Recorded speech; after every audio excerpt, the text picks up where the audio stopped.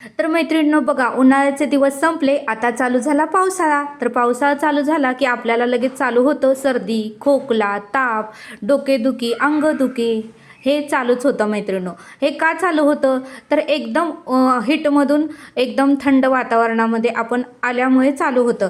आपल्या शरीराला उष्णतेची सवय लागलेली असते आणि अचानकच गारवा चालू होतो, पावसाळा चालू होतो आणि ते आपल्या शरीराला सूट होण्यासाठी थोडा कालावधी लागतो. मग त्यामुळे आपल्या शरीराला सर्दी, खोकला, त्रास, थोडं का होईना गार हवा लागली, पाऊस लागला की चालू होतं मैत्रिणींनो.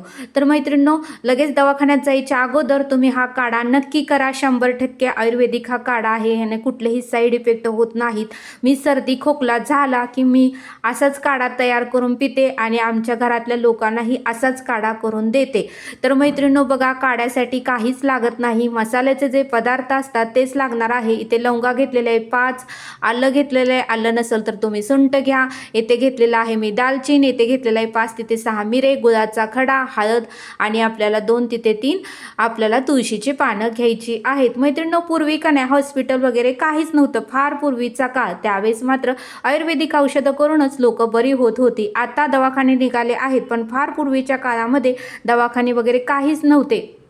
आयुर्वेदिक अशी पानांचाच वापर ते आजारी वगैरे पडले तर करत होते. तर मैत्रिणींनो, हा काढा 6 वर्षाच्या पुढील मुलांनाच द्या. त्याच्या आतील मुलांना देऊ नका. तुम्ही डॉक्टरचा सल्ला घ्या. 6 वर्षाच्या पुढील कोणत्याही व्यक्तीसाठी हा काढा फार फायदेशीर आहे. 100% ह्याचा रिझल्ट चांगला तुम्हाला भेटणार आहे. तर बघू शकता, आता आपल्याला स्वच्छ उकळ धुवून घ्यायचं आहे आणि त्याच्यामध्ये आपल्याला लवंगा बारीक अशा कुटून घ्यायच्या आहेत. मैत्रिणींनो, स्किप न करता व्हिडिओ व्यवस्थित बघा. सर्दीचे दिवस चालू झालेले आहेत. हा जर तुम्ही काढा घेतला ना तर तुमची सर्दी कमी होणार आहे. तुम्हाला डोकेदुखीचा किंवा खोकल्याचा त्रास पूर्णपणे बंद होणार आहे. मैत्रिणींनो, लवंगामध्ये तिखटपणा असल्यामुळे आपल्या घशातील जंतू मरून जातात. आलं पण तिखट असतं, त्यामुळे आपल्या सर्दी कमी व्हायला मदत होते. हळद ही कडू असल्यामुळे आपलं जे काही घशामध्ये जंतू असतात तेही मरून जातात आणि तुळशीमुळे सुद्धा आपलं डोकं दुखायचं थांबतं. अशा पद्धतीने सर्व काही हे पदार्थ आहे ते गुणकारी आहेत, फायदेशीर आहे मैत्रिणींनो. तर हा काढा तुम्ही नक्की करून प्या, कारण आता पावसाळा चालू झालेला आहे. आपल्या घरातील कोणती ना कोणती तरी व्यक्ती आजारी पडतेच. मैत्रिणींनो, आरोग्य ही धनसंपदा आहे. कारण आपलं आरोग्य चांगलं असेल ना तरच आपण घरच्यांची काळजी घेऊ शकतो. तरच आपण घरातलं स्वयंपाक, मुलांचं शाळेची तयारी करू शकतो. पण आपणच जर आजारी पडलो तर त्यांची सोय कोण करणार?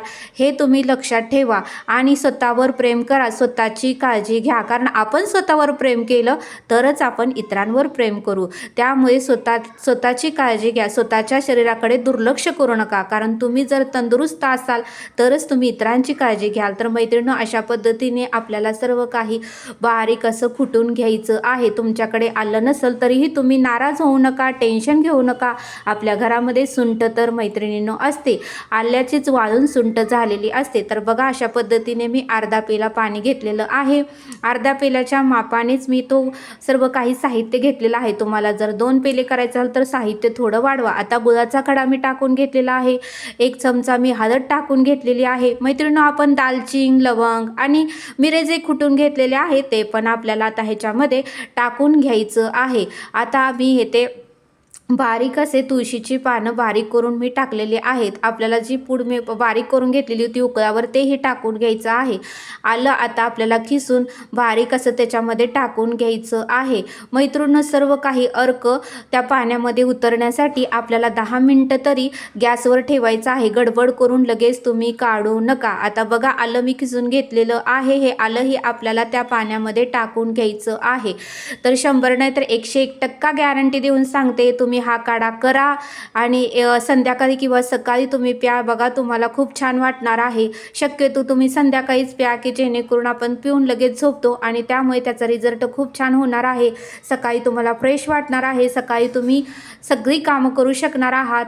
तर बघा, अशा पद्धतीने 10 मिनिटं झाली, मी गॅस बंद केलेला आहे आणि आता आपला काढा गाळणीच्या साहाय्याने पूर्णपणे गाळून घ्यायचा आहे, की जेणेकरून सर्व काही गाळलेलं असतं ते सर्व काही आपल्या चाळणीमध्ये साठतं आणि आपला काढा व्यवस्थित छान उत्तमरित्या गाळला जातो. आणि हा गरम गरम काढाच प्या, गार होऊ देऊ नका. जसं आपण चहा कडक कडक पितो तसंच आपल्याला प्यायचं आहे. आपल्या घशाला शेक मिळणार आहे, आपल्या पोटाला शेक मिळणार आहे आणि आपले जंतू पूर्णपणे मरून जाऊन आपल्याला खूप छान आणि फ्रेश वाटणार आहे. तर एकदा दवाखान्यात जायच्या आधी हा काढा नक्की करा. आणि जर तुम्हाला अजून काही बरं वाटलं नाही तर तुम्ही नक्की दवाखान्यात जावा, पण दवाखान्यात जायच्या अगोदर हा काढा नक्की प्या. कारण दवाखान्यात गोळ्या भरपूर देतात आणि त्या गोळ्याचे पण आपल्याला साईड इफेक्ट होतात, किडनीवर परिणाम होतो. त्यामुळे दवाखान्यात जायच्या अगोदर घरगुती उपाय नक्की करून बघा. तर हा व्हिडिओ कसा वाटला मला नक्की कमेंट करून सांगा. व्हिडिओ आवडल्यास लाईक, शेअर आणि सबस्क्राईब करा. तुम्ही जर सबस्क्राईब केलं तरच टाकल्या व्हिडिओ तुमच्याकडे येतील. तर भेटूया अशाच एका नवीन व्हिडिओमध्ये. तब्येती